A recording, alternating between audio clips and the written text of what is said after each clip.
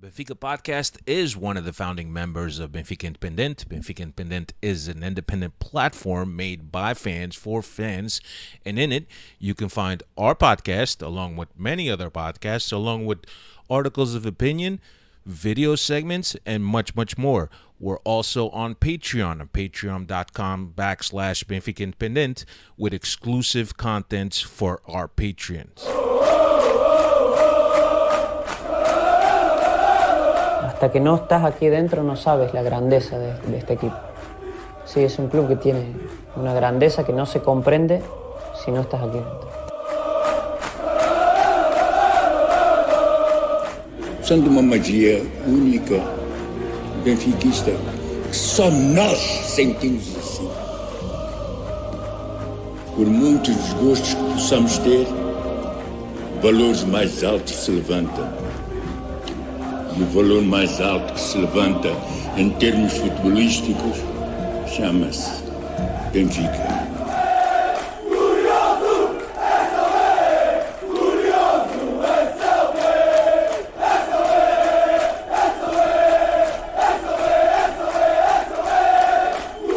Quero o Benfica intimidar o adversário. Quero o manto sagrado entrar com vocês em qualquer estado. E estamos, pá! É isso que eu quero!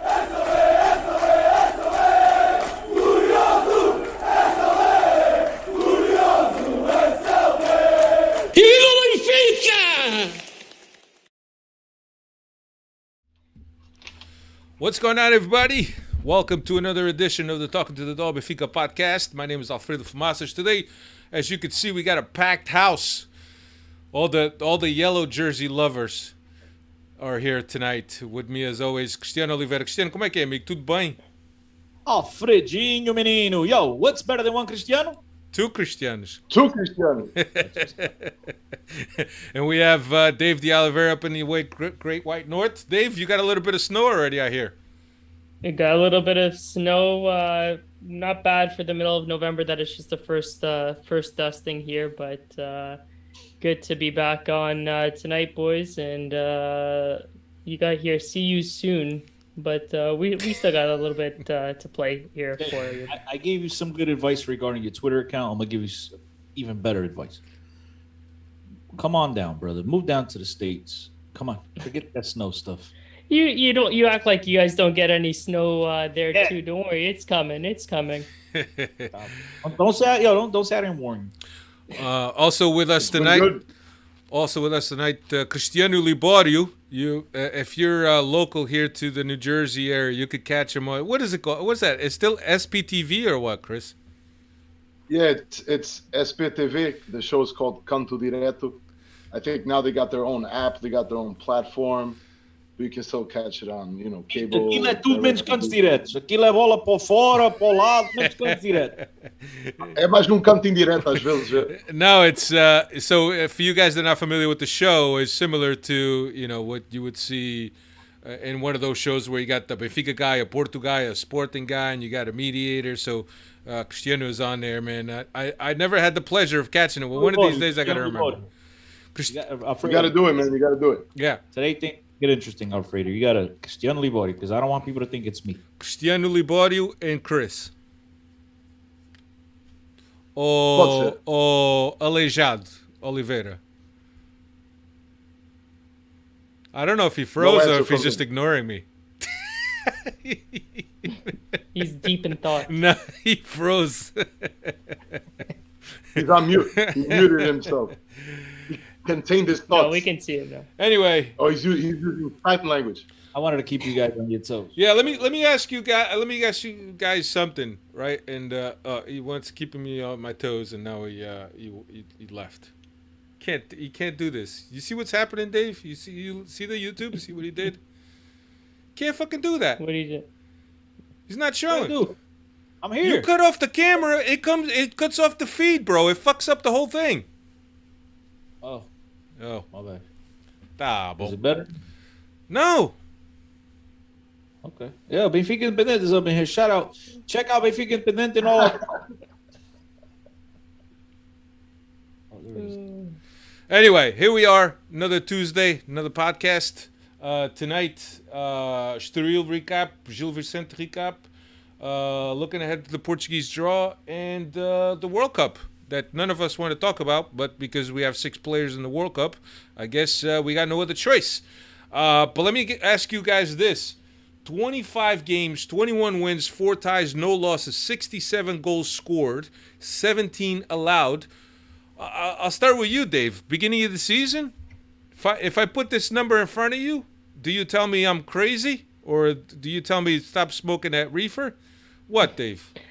I'm asking you what alternate universe are you in, because the last couple of seasons have not gone that way, and we've been accustomed to the mediocrity that this club has given us in terms of performances. But hey, like we've said throughout the year, this is gravy for us, and really this international break couldn't have come at a worse time. The team's rolling, and every weekend that we come off a win or a positive result, you just want to keep the train rolling here. So it's unfortunate that we have this break here, but really when you put up those numbers, 25 undefeated through the first 25 games of the season, what was it, like 67 goals as well? It's 67 goals. Fantastic. Yeah, fantastic start. Really, you can't really get much any better than that unless you really wanted to go 25 for 25 in terms of victories. But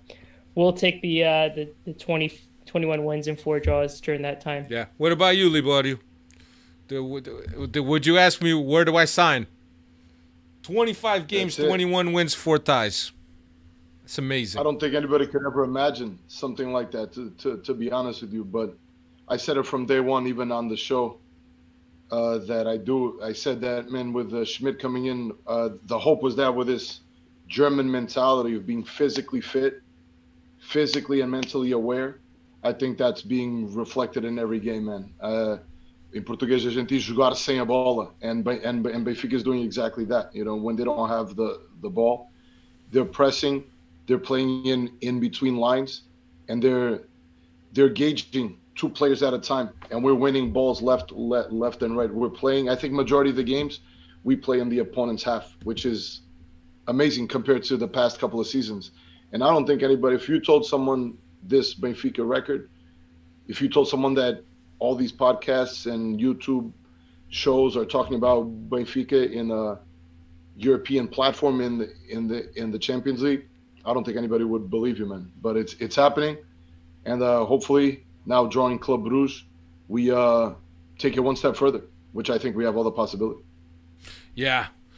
Yeah, no, look, I think I said this on a podcast before, was that I thought that Schmidt would bring something new, but I just didn't think it was going to be this fast. But yeah, I agree with you, man. The physicality, the urgency, the intensity, I think it's made all the difference. I think that high press, which is something that we talked about originally when we heard that Schmidt was coming, and it was confirmed that he was coming. We talked about that he likes to press high, that he likes to balance his teams forward, and usually the defense is the weakest link. But as it turns out, I mean, 17 goals in 25 games, that's wonderful. Chris, what do you think, man? We're looking at these numbers. Good news. 25 games, 21 wins, 4 ties, 0 losses, 67 scores, 17 allowed. Bah, I mean, what's there that hasn't been said? What's there to say that hasn't been said already? I'm pretty sure. I'm having a little bit of technical difficulty. Yeah, Did you man. say ba, or did you say ba? Did you say ba? Because he's a beast too. What does that Bah. say? He's a beast.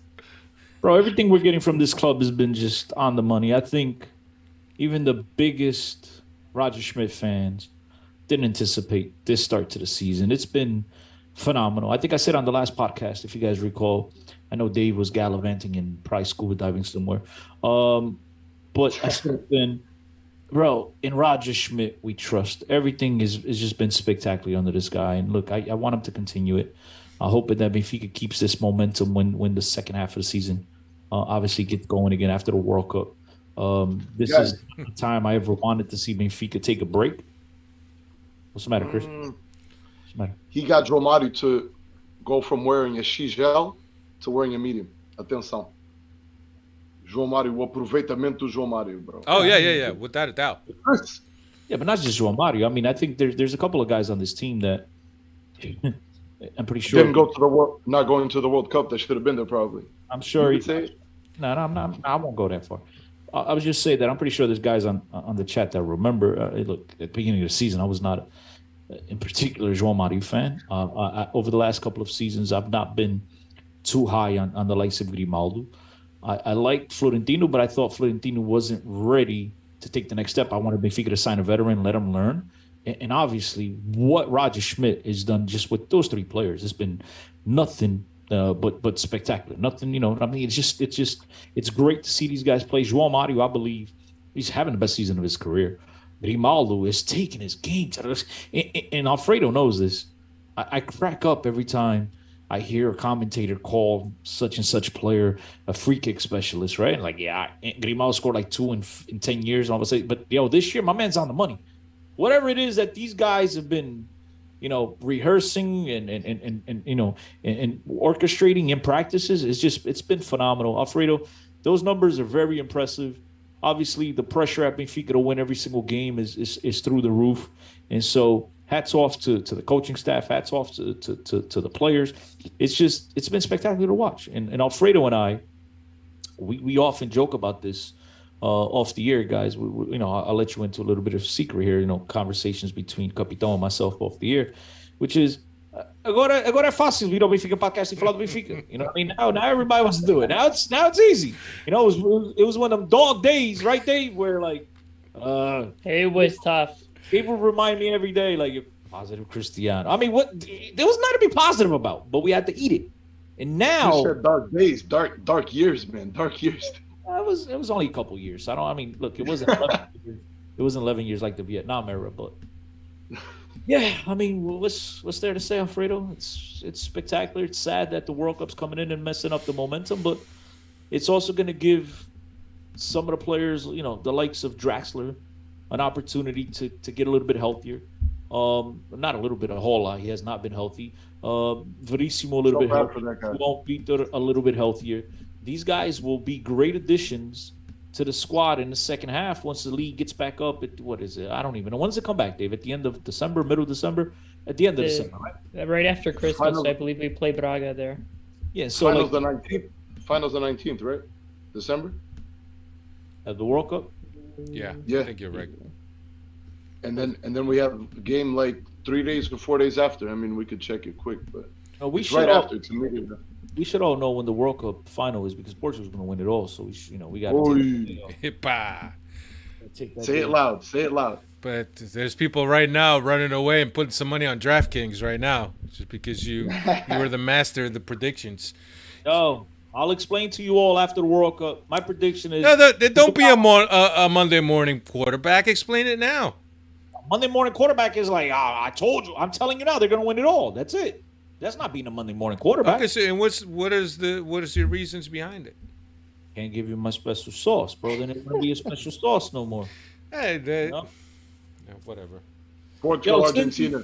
Cindy Souza, welcome. She's saying I'm the only woman in here. Yikes. Welcome, Cindy. Trust me, there's a lot of guys in here that act like women too, so don't worry about it. And Red Baron is saying he's familiar with Liborio and your appearances. He says you must be an angel to put up with that Bruno guy. You knew someone was gonna say it, man. Yeah. So anyway, let's be honest. Aren't all these Benfiquistas angels in Portugal, wherever the hell they're doing one of these shows where you put up, you bring a Sportingista, Portista, Benfiquista, anyone that puts up with those guys is an angel. So thank you, Chris, for representing. Bruno, I love you. You're a nice guy.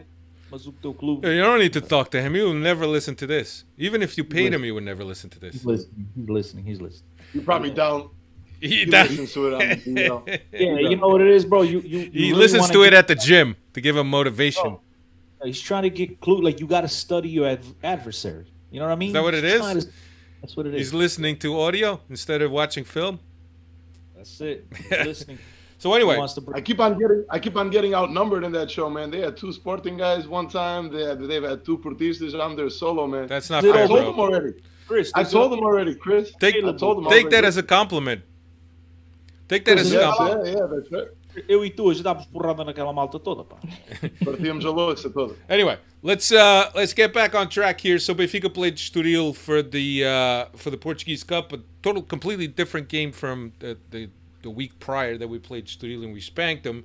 I think that Estoril was a little bit more prepared, or maybe Benfica wasn't as prepared. I don't want to say as prepared, but maybe Benfica took it a little bit easier. But nonetheless, I thought that Benfica was always in control of the first half. We ended up getting the goal in the 66th minute, but I thought it was a very good performance by Benfica. Well, not very good, but controlling and steady and consistent. I don't know, Chris. How did you look at it, Libori? You know what? I talked about this with a couple of entendidos do futebol, and I think that this year, you look at Benfica playing, the game might be 0-0. We might score and get scored on. The game is tied 1-1, but there's something in that team that tells you that we're gonna win, man. Yeah. Like you feel like it's coming. You don't think that you're gonna lose or tie. You feel that you're gonna win. Yeah. I even go back to those games in the Champions League, man, against PSG when we went down in the first game against Juventus. People believed it, man. They were like, we're gonna win this anyway.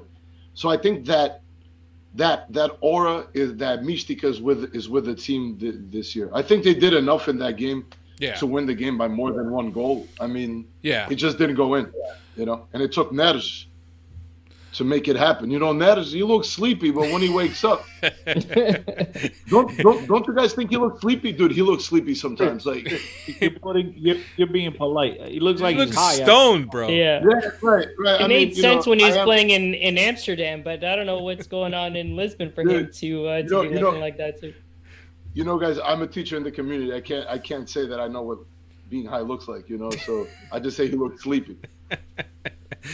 No, look, I agree with you, Libori. I think that the way Benfica plays, you always know that there's something around the corner, and all they have to do is put it in another gear, and it's there. And I think that what we've grown accustomed to expect from this team is that when this team turns it on, they're capable of doing a lot of things and playing against the best of them. And I think I keep looking back at that Vitória de Guimarães game, and I think that was just a acidente percurso. I thought Alfredo, that game was after a break. It was after a break. I get it, but I mean we've come out from breaks too. We've done well too. But I just think that that was an anomaly if I'm looking at it right. But what's his face had a great game that day, man. That kid that played central defender, the kid with the dreadlocks. He played center back that game. Oh, yeah. He's a center defensive mid. I don't remember his name, but he was a beast that game. I know exactly who you're talking about. But Vitória de Pretty Guimarães sure. hasn't done much since then. I mean, they've gotten beat up here and there. But anyway, a good They haven't win. done well in 2 seasons. Yeah, a good win. Dave, we go on to the next round. You got any stats on this game so we can move? Yeah, just on Neres, his 7th goal for Benfica this season across competitions. He's actually been one of the few players to score in each of the competitions: Champions League, the Primeira League, and the Taça now. Yeah, and other than that, the draw has already taken place there for the quarterfinals. So I don't know if you're going to be touching on that, but we're going to be playing Varzim here in the quarterfinals. Yeah, Varzim with a chance of picking up Braga in the next round if we win our game and Braga wins their game also. Cristiano got something to say about that draw. No. I was just going to say that. No, flawless. Say it.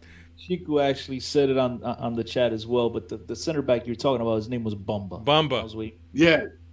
That guy was a beast. Yeah, but let's talk about this draw. I don't know how many of you guys have actually watched the draw, but my God, did that look? That didn't look fake, fixed, or what? I mean, my man goes into the pot, pulls the ball. This is how he drew Porto. Look, this is how he drew Porto, bro. He just put his hand, and he was like, Porto. And then the other ones, he put it in, and then he was like, No, and then he shook it up. And yeah, you're supposed to. Every time you go for a ball, you're supposed to wiggle your fingers in there and mix up the balls. He purposely went to a ball in the corner, picked that ball up from the bowl. It doesn't get any more obvious than that. And I don't know if it's just stupid, or if it's just so blatant they don't even care anymore. I don't know, but that was just awful. I'm a Knicks fan, bro. We got the number one pick in That was the frozen envelope, right? The frozen envelope. You wish that dude was there picking your draft, Chris. What that dude every year? A couple years ago, his name limber. Dude, but yeah, man. But look, it is what it is. we got the tougher side, man. Yeah, no, we did. Look at the team. Tougher, bro. Hold on, Chris. You got to clear it up for people. When you say the tougher side, right? Of the bracket.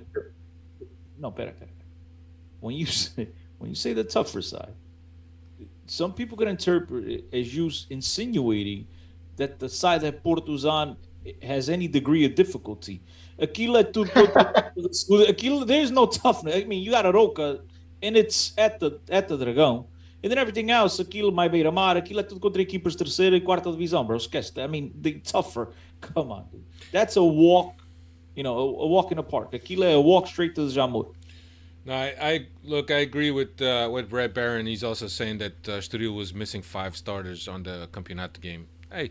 Thiago Veia couldn't play, obviously, because, now they come up with the new rules. Estás emprestado, you can't play. Yeah, but the Cup he can.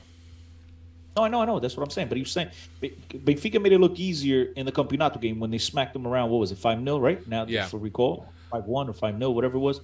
And 1.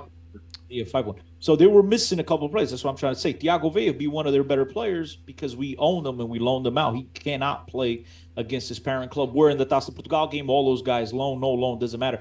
They could all play. So obviously they had their strongest 11 out there. Benfica did not have that easy of a walk that one particular day, but it was enough. As we talked about, David Sleepy Neres with the acrobatic finish.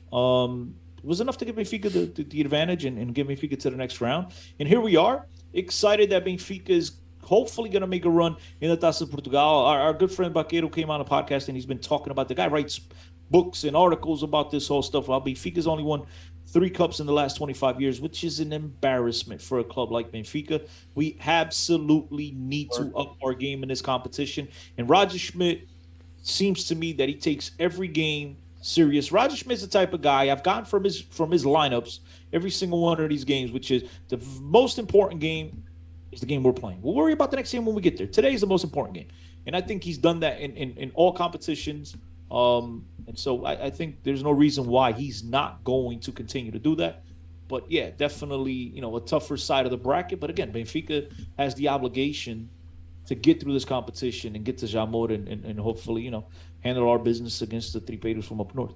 Shout out. Dude, and Schmidt's philosophy, man. I'm sorry, Alfredo, for cutting you off.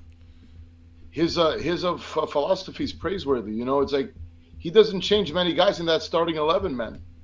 No. There's no fatigue in that team. He puts them playing. He's like, we're playing. This is our team.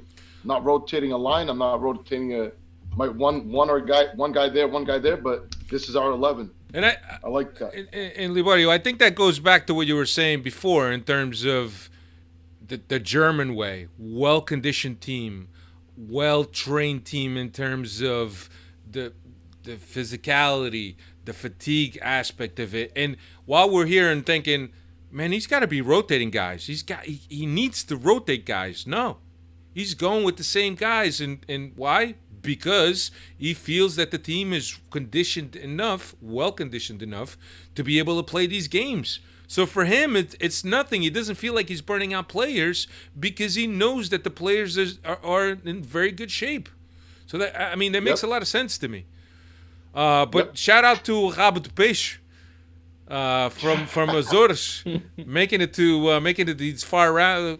They're a dark horse for sure. Are they on a hard side of the bracket or on the easy side of the bracket? They're on Porto side. There you go. It's an easy bracket. When you said I looked in the chat, I thought it was someone in the chat. No, dude. Rabo de Peixe is a team from Azores. But we all know that you guys, you're a persona non grata in Azores. Don't worry, Chris is gonna send somebody over there to check on the pitch, make sure the drainage system's working there. Everything you is set gonna be me up for failure, brother. I'm not touching. Look, Açores, Grande Ilha, beautiful island, beautiful people, tremendous stadiums. I'm staying away. Grandes ilhas. O que é que eu disse? Says Grande Ilha. It's a lot of them. Is it? Mas eu estou a falar daquela. And we gotta pronounce it correctly. It's Rabo de Peixe. Rabo de Peixe. Accused of making fun of these people. Stop it. Trust me. Rabo de Peixe para ganhar contra o Porto. Rabo de Peixe. Chris, you don't want to mess with this.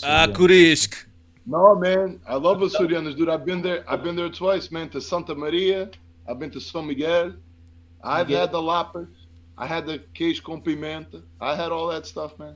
I never was been. there in the Festa Espírito Santo. It was good, man. I had a good time. It's good, man. I hope I get to visit Açores and Madeira one of these days. I've never been to either one of those beautiful islands. Every time I go to Portugal, Fred, I'll pass by. You pass by? I've been to Madeira too, man. Madeira was great. Anyway, let's turn our attention now to... Nick Valadon, I'm going to show my dad this portion of the podcast. This was my brother, bro. You started it, Chris. No, Dave did. Dave set me up for failure. Dave set you up for failure? Yeah, let's turn. You know that said Rabo de Peixe was somebody on the chat? I did think it was. I actually looked at Red Baron. I said, is that his name? I'm looking like, oh no, it's Red. I thought he was just translating the name. Yeah. No, so turning our attention now to the Gil Vicente game. Gil Vicente came into the Stade de Luz not having lost the past couple games. Is that right, Dave? They hadn't lost a game at Stade de Luz in the past couple games that they came to Lisboa, if I'm not mistaken. I think, last season they gave us some troubles. I don't believe we didn't pick up 2 victories. They took points from us in both fixtures last season. Yeah.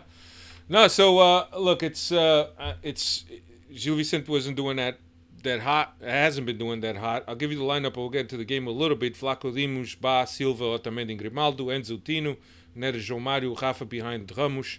So Rafa, who by the way hit the 250th game mark with a Benfica jersey, so quite a milestone there for him. But yeah, Gil Vicente came into Estádio Luz and wanted to play eye to eye with Benfica, pressing high. But things got ugly quick. 99th minute, 1-0. Clear PK on Rafa that João Mário executed. Then Gil Vicente would return the favor in the 17th minute with the PK of their own. Another one, clear PK. And we gotta say things here when we talk shit about refereeing. We also gotta praise them when they do the right thing. And then in the 36th minute, Ramos, with his first goal of the night, assisted by Neres, would lead us into the locker room 2-1 for this game. But I don't know, Libari, what'd you think of this Gil Vicente, man? For a team that's down, I think they're 17th, if I'm not mistaken. I mean, they showed pretty well at Stade de Luz. Man, listen, I actually thought that Gil Vicente was going to come in a little bit stronger. They've had a good streak this year, in terms of like showing up, but they did have a number of losses coming in. So, and there were close losses aside from that Aroca one for the Taça de Portugal. I mean, they only lost to Portimonense 2-1. They lost to Braga 1-0. So you expected a little bit more, especially historically. A team that gives you trouble. But again, man, it's one of those things this year with Benfica. They tied it up, but never in my mind did it cross my mind that we were going to lose that game. No way. Yeah. You just knew something else. You knew something was going to happen. You just knew it. Yeah, Dave, especially playing at Stade de Luz, Dave, while in past seasons, Stade de Luz might have not been the fortress that it has been this season. This season, Benfica is not giving up too much at Stade de Luz. Yeah, for sure. Especially how you see how the club responded after that quick equalizer there by Gil Vicente in the first half. Squads from years past would have probably sat back and just kind of collapsed almost after conceding a quick equalizer like they did, but not this year's team. They went forward looking for that goal again, and it came luckily there right before halftime. Get a little bit of some breathing room going into to halftime, and again, just really no doubts in this game here after that 2-1 scoreline going into the halftime. Yeah, 53rd minute, 3-1 by Ramsch, and that would assist by Enzo, and that would put the game away. Then we had a few substitutions, Chiquinho for Rafa, Musa for Ramsch, and then in the 81st minute, Gonçalves would come in for João Mario. So a good win for Benfica, and Cristiano, I'm thinking you got a game ahead of the World Cup. Some of these guys, well, at least 6 of them, which are 6 starters, already thinking about the World Cup. As a coach, do you? Era só 5 going into the game. But Ba knew he was going to get called, huh? Yeah. After the game, they announced it, but I don't know if he knew. He had to know because Schmidt knew in his presser. He said it was 6, and then it was announced, so they knew. But do you think that there's specific work done by Roger Schmidt in terms of keeping these guys focused on this last game of the season or the last game before the World Cup, understanding that some of these guys may have some anxious feelings in terms of representing the country? Do you think that that Roger Schmidt needed to do some special work there mentally for the players? Yes and no. Absolutely. You know, as a coach, he's going to play that role, right, of trying to let everybody know how important things are and try to tell guys to play their game, but at the same time, try to stay away from, you know, the altercations that could really lead to them them silliness and really injure players at the same time.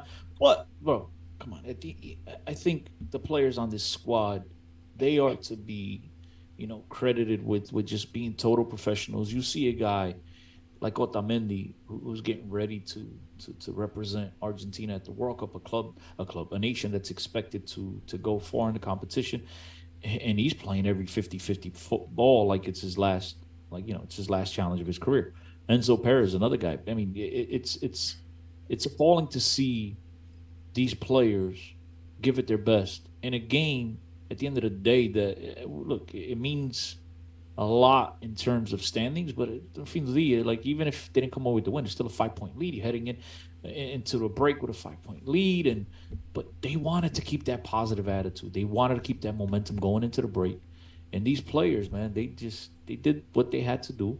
And I think, you know, we've seen a lot of players throughout European football who have taken the last couple of games off, right, in order to be fresh and make sure they don't pick up an injury heading into the World Cup. Who are you talking about? Some player from Manchester United?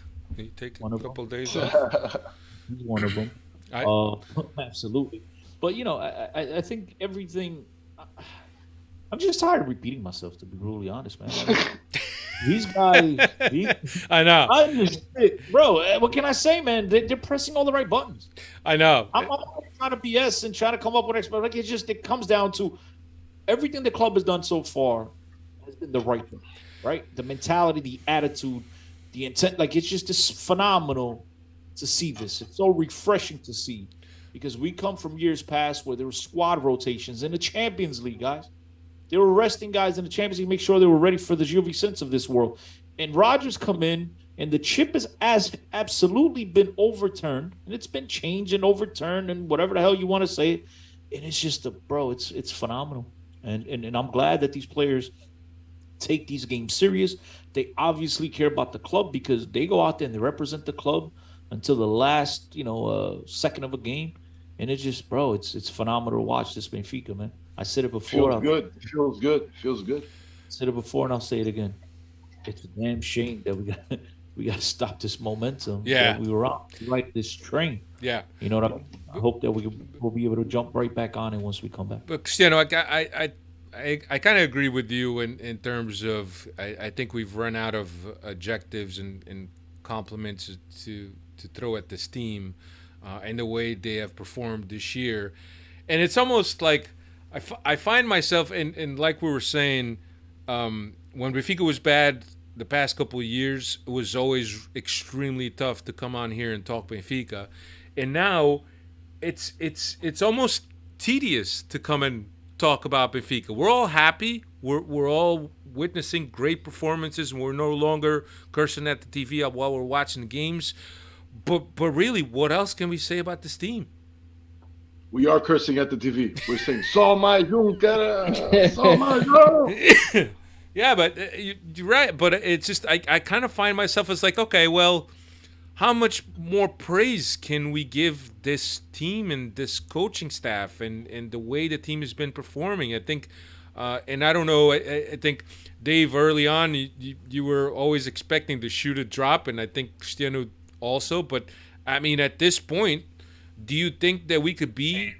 I wasn't expecting the shoe to drop. What I told you is, bro, it's too good to be true. I mean, if somebody's playing a joke on us, that's what I said. I'll be like, come on, it's too good. And then we just kept winning. He's like, that's for serious, bro. I'm pretty serious, bro. So I wasn't expecting it, but I wouldn't have been surprised.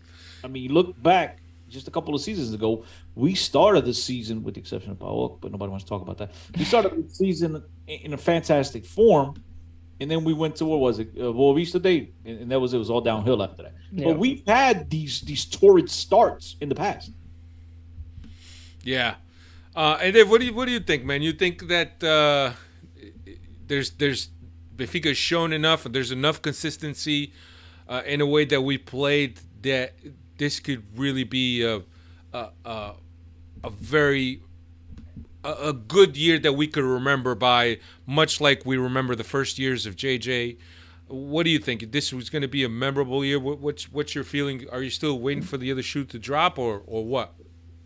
The way that it's projected, it looks like it's going to be a very great year here. But you never know with this large of break in the middle of the season. It's kind of unprecedented. You don't know how.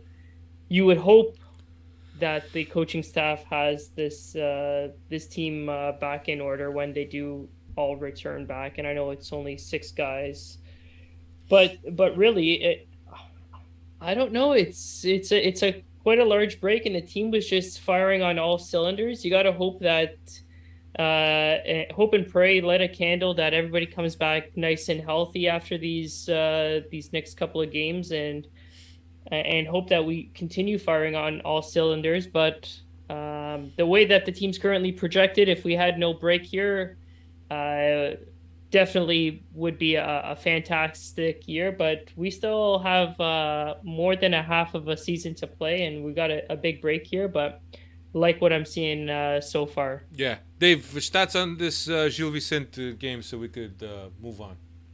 Yeah, for sure. You guys were talking about João Mario earlier, but he's having a career year.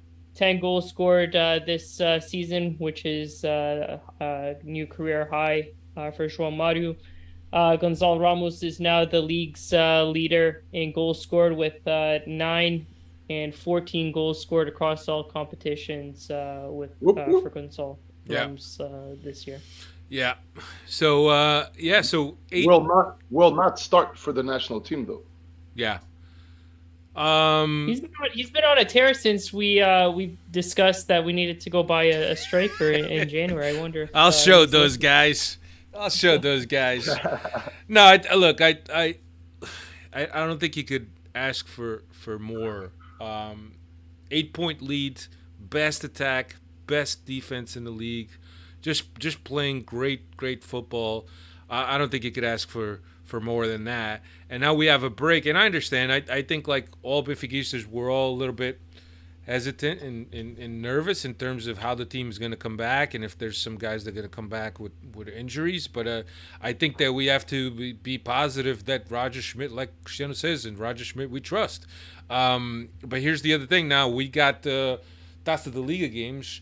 On the 20th of this month, November, Estrela da Amadora, then on the 26th at Penafiel, and on the 17th of December, we're at Moreirense. So those are the 3 games that we will be playing while the World Cup is going on. But here's something and I'll ask you, Liborio. Here's something that is kind of it's almost like it's a godsend almost, or a silver lining, right? Because you had Veríssimo, and the other dude with the two names, João Vitor, right? That will now get a chance to play. They will get minutes. They will get at least 3 games to play. And these were 2 guys that we were looking at sitting on the bench. I said, one of these guys is going to get a chance. One of these guys is going to get some Don't game forget rhythm. about Moratu too. Yeah, is Muratu back? I don't think he's gonna be He's playing. not back yet. Yeah, I don't. 3 games. No. Yeah, but what I mean, but what do you think? And it's also an opportunity for guys like Chiquinho, who is the ugly duckling that we've always said Chiquinho is not the level of play of Benfica. But the truth of the matter is that the past couple times that he's come in, he's shown some progression and evolving. He's still not the guy that I envisioned for Benfica, but certainly has improved. But now these guys have almost a second chance to play these 3 games and to make an impression. You got a little bit of a core, right? So you have Grimaldo staying, you have Rafa staying, right? Yeah, Florentino staying. You have Nash staying. yeah, So you have a group, okay? Your 2 center backs that have been playing are going. So that's going to be, to me, that's going to be key right there. The 2 center backs. Because the 2 guys that have been playing consistently and consistently well together were not going to be there. Gilberto, you have him on the right, he's going to have to step in. You have Diogo Gonçalves who's going to have to step up. Chiquinho is going to have to fill in because Schmidt's been using Chiquinho in that João Mario position a whole lot. So he's going to have to show face. Okay, you have Paulo Bernardo that's going to come in also. Forwards, you have Musa that he's been giving him minutes. Listen, hey, man, Chris, you have to look at who you have, right? And who's been playing and who he already apostou em certos jogos. So you're going to have to look at that. Musa's been scoring, but he's been missing also. But we're going to have to rely on him. Araújo's there too. I mean, we have a core that's staying, but we have, to me, the biggest gap that's going to be visible is that center back spot. That's just my opinion. Is Bernardo and Araújo going to be available, or are they still going to be with the under-21 squad? I think the under 21 is only playing 1 or 2 games. That's it, and they'll be 2 back? games. Yeah, And they're playing in Portugal, I think. Okay. Listen, I think Because they're playing in Lagos, right? Because that guy from Liverpool said he doesn't want to play for Portugal. Never again. never again. Don't go to the U21. You ain't coming to the A team either. He just pulled a Rafa on Rui Jorge. Oh no, chill. But Rafa went. That's Rafa was true. he was a European Cup winner. I don't know if he played that. Did he even? Nah, he went into the field once. No, listen, first of all, let's call a spade. I think this is stupid. Okay? what I is? think that they're playing a competition with teams missing key players. I think it's just I don't think it makes any sense.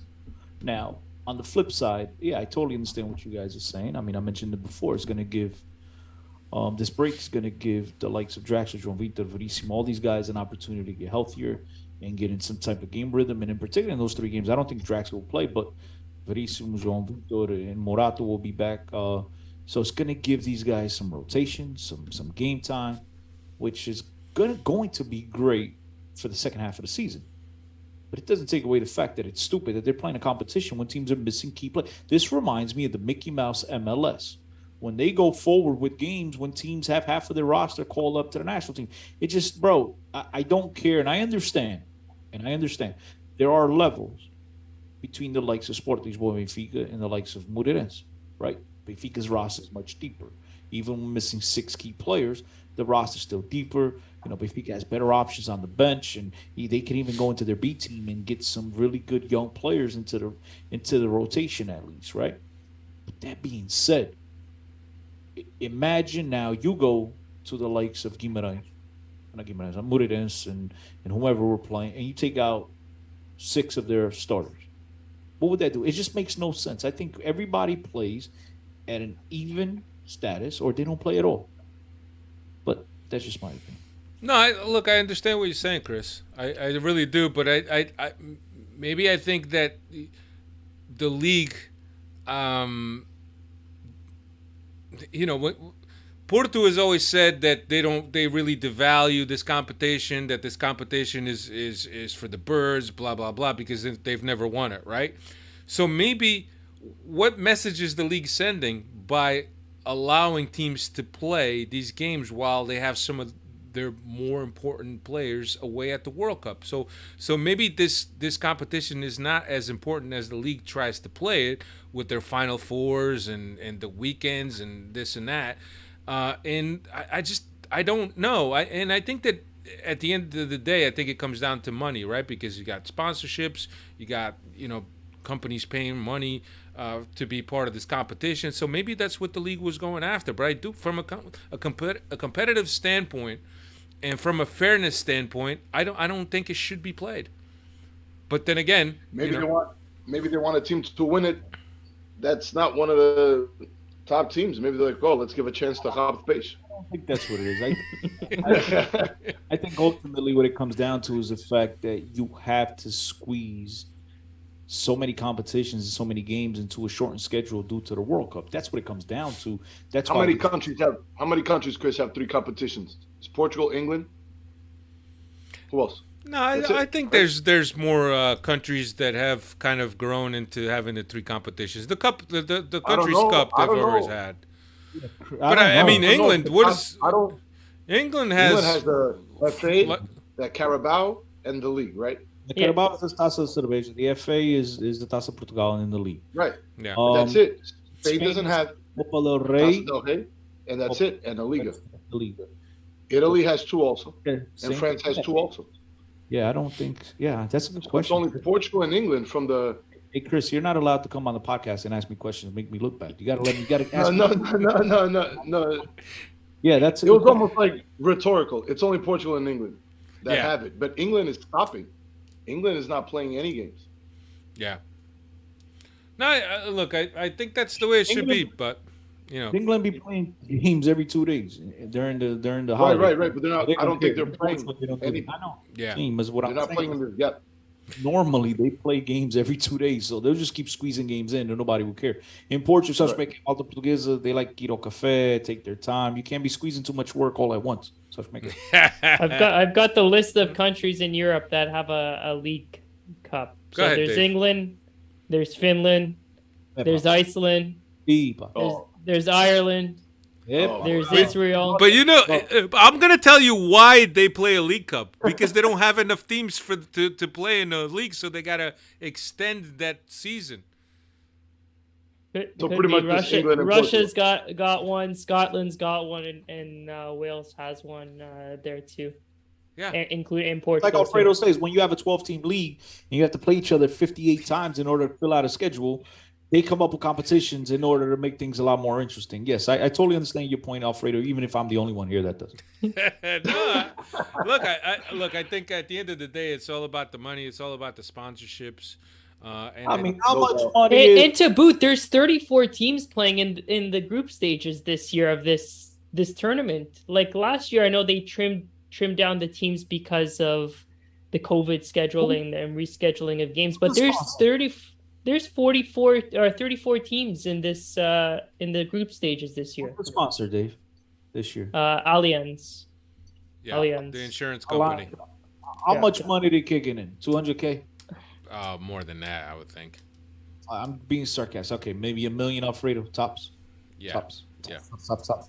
So when you say it's all about the money, I don't know. No, but $1 million is $1 million, dude. And here's the thing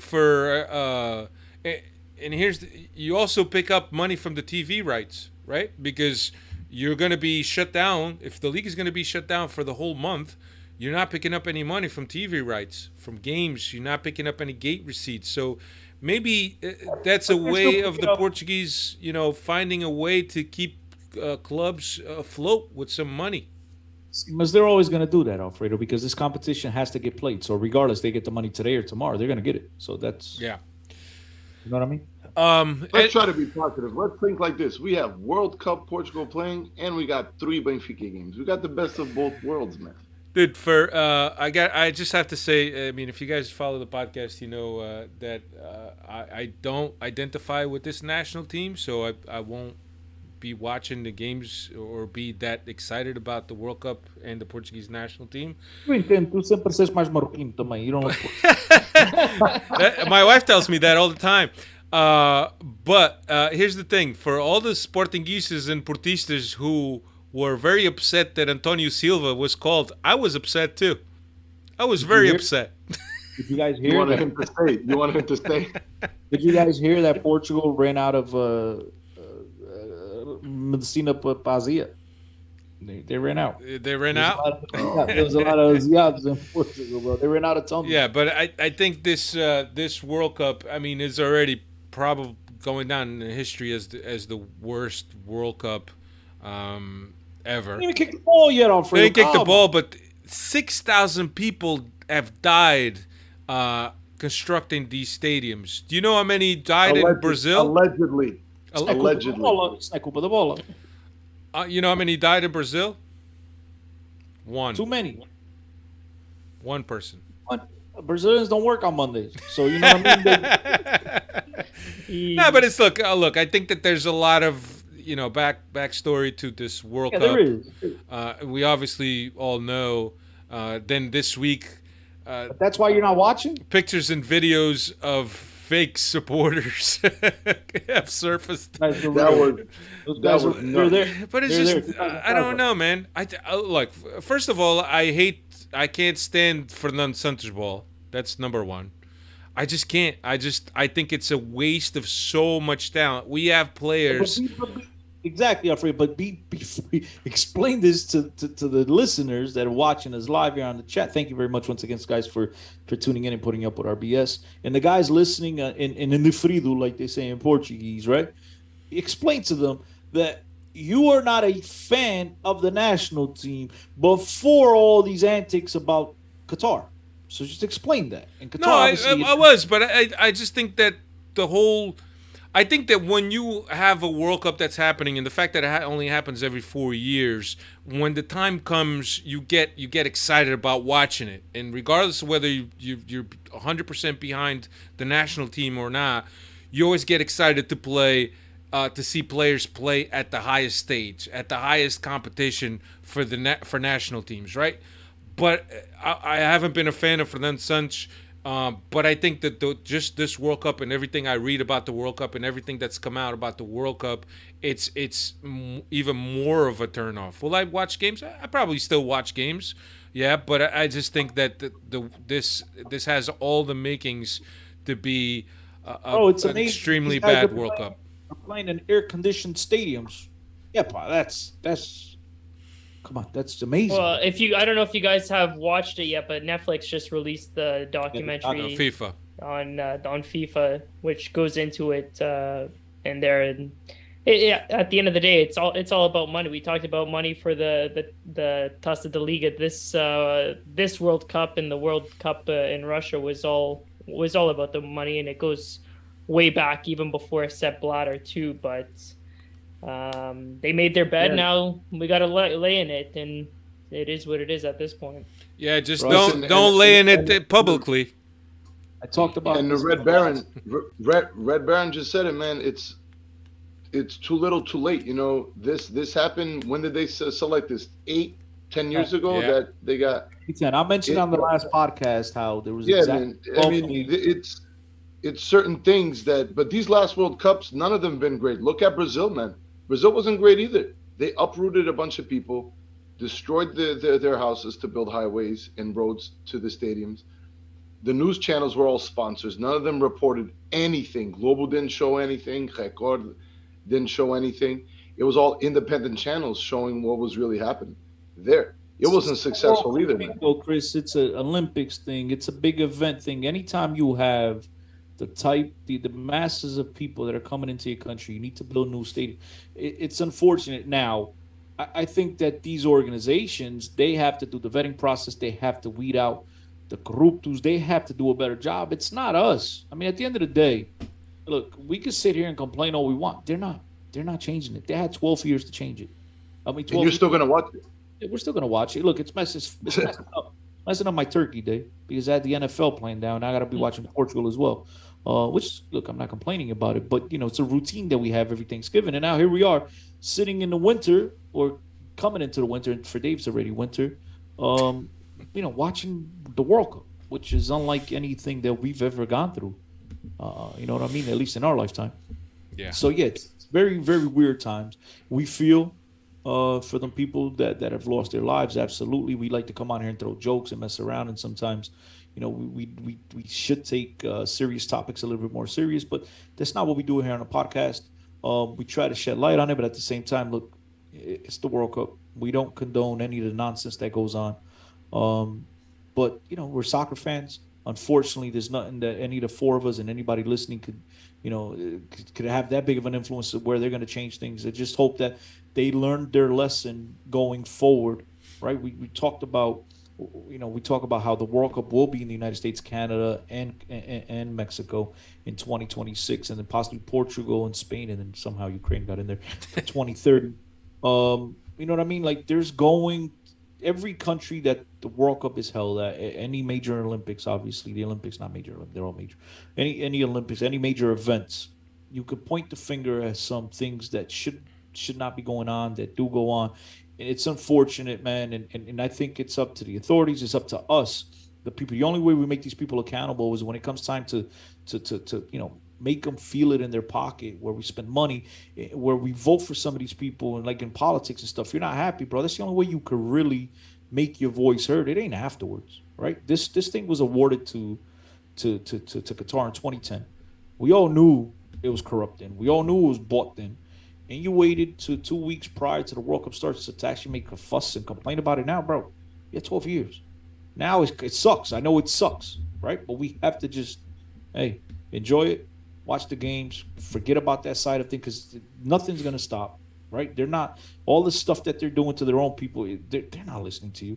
The USA could go there and wear armbands and make a change, and like, they give a shit. They don't care. They're going to do what they have to do. It's unfortunate, but it's the reality of it. And us here on the podcast, we're soccer fans. We're not politicians. We feel for people, but at the end of the day, we're here to talk about soccer. So we're here to talk about Benfica. Yeah.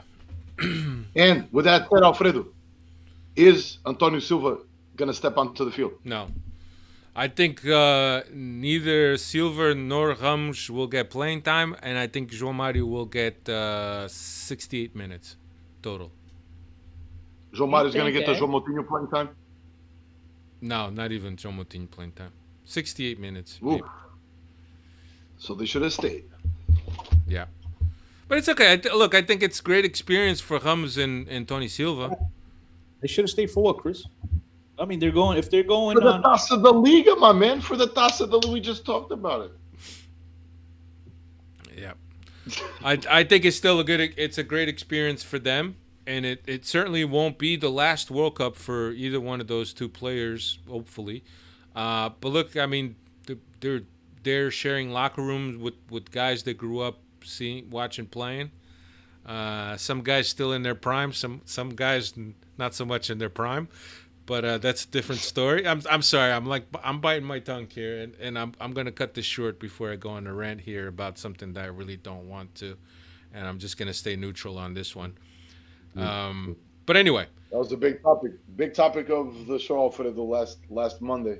There was a big topic for you guys. Yeah. What was the topic? The interview? Or yesterday? More of the timing of the interview. Yeah. And the reason behind it. Not the interview itself, because the second part wasn't even released, right? It's a 2-part thing. I think it was just released tonight. Earlier tonight. Wednesday and Thursday, I think and supposedly RTP bought the rights to the broadcast so they could show it in Portugal also. But yeah, look, I know that there's a lot of Ronaldo fans out there. I know that there's a lot of guys that don't forget what Ronaldo has done for Portugal from a football standpoint. Without a doubt. But everyone has the right to support and to admire who they want to, and I don't we don't judge, or at least I don't judge people that do. I mean, to each his own. But anyway, I think that's all I got. Dave, you got anything? I'm still kind of shocked you didn't think Tony Silva is gonna make any minutes here. I know like we're pretty thin at that position. I'm just looking at that roster. I know Santos likes to play Danilo in that center back. No, yeah, he'll play Danilo, and he will play the other kid. Pep, No, Ruben Diaz and Danilo will all play ahead of Antonio Silva. yeah, and then even the other kid that's there will play also. I forget what his name is. Center back? Yeah. That's it. There's nobody. There's Nuno Mendes, Pep, Dalot, Tony Silva, Ruben Dias, Cancelo, and Guerreiro for the defenders. What I'm trying to say is, in an emergency situation, they'll play Palhinha as center back. Oh my God! Don't bring back that game, man. That was not cool. Jalal was like, "Hey man, I'm over here. I'm a center back." No, like, wasn't Jalo is the guy that I was referring to. No, you didn't go for it. No, he's not there. He didn't call The him. four center backs was Ruben, Pep, Danilo, and he counted Danilo as a center back. Danilo and Antonio Silva. Yeah. Those are the four. Danilo, let's not forget, Danilo starts as center back at PSG. Yeah, He's gonna start. Yeah, for all your in your national team needs, don't forget to follow Seleção Podcast by Mr. Pinto. He does a very good job doing that, and Portugal also does a good job covering. I know that Cristiano is trying to hook up with some folks to cover Portugal, but I'm sure he'll divulge those news when the time comes. Right now, he's still negotiating his contract. But that's all I got. I'm happy. I'm happy that Benfica is the way they are right now in the league and the way they've been playing, and 8 points ahead of Porto, having already played at the Dragão. Here's a question that I'm surprised nobody's asked in the chat yet, but I'll ask it. Since there's going to be a World Cup break, is the podcast taking a break, or will we be here talking about these tremendous stats of the league? We're taking a break as well. I don't know. I haven't decided yet. Next week I'm out of town. Here it is, ladies and gentlemen. So I will not be here on Tuesday to do a podcast next Tuesday. Alfredo's going to Qatar. Don't let him fool you. He doesn't want to watch the team, but he's going to Qatar. I'm going to the next best thing close to Qatar, Vegas. There you go. Next door. Right next door. Right next door. Ferry away. Yeah. There's plenty of money and desert over there, so I mean it's almost Qatar. So, Chris, we're gonna do this, guys. We're gonna do this. You guys are still gonna continue doing the show? Yeah, apparently we're gonna continue doing it. You know, because of Cristiano Oliveira's favorite competition, the Taça da Liga games are gonna be happening. So we're gonna be there talking about that and do some Fernando Santos bashing. Unless he surprises us and takes us to the final. Yeah. Are you guys gonna pick a starting 11 for Portugal? No. What do you guys think is gonna be? I'm not. Cristiano could do it. Gosh, you're totally out, huh, Alberto? You're totally out. I'm out. Costa, Cancelo, if Pep is healthy, Pep. If not, Danilo, Ruben, Mendes. And then if Pep is healthy, Danilo will play in the middle. that interchangeable Lego piece. Oh, it is. Because I think Danilo will start. Danilo's going to start either way. He's going to start at center back or he's going to start at defensive center mid. So he's starting. That's what I'm saying. It all comes down to whether Pep is healthy or not. And then I think who plays next to Bruno Fernandes? I'd go Vitinha, but I'm not sure if he's going to. But that's my pick.